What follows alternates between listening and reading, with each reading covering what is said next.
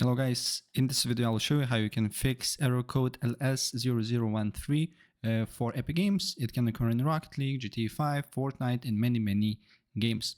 So first of all, what is just to do here, you need to look if your OneDrive is enabled. So should be a OneDrive icon here or in the system tray, or simply you can press on search and look for the OneDrive, and then you just need to press on the gear icon here, go to settings, and then look if OneDrive is enabled on sync and backup.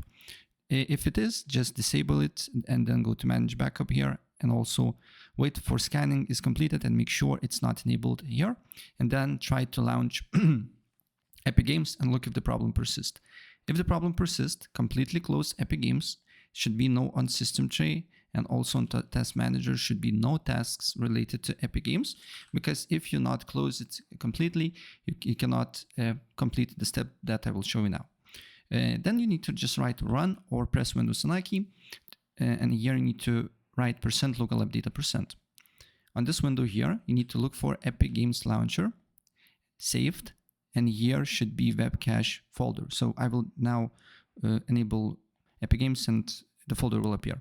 So guys, you should see this web cache folder. So make sure Epic Games completely closed, and then you just need to delete this particular folder, because as you can see here, if the Epic Games is not completely closed, it will not let you to delete the game.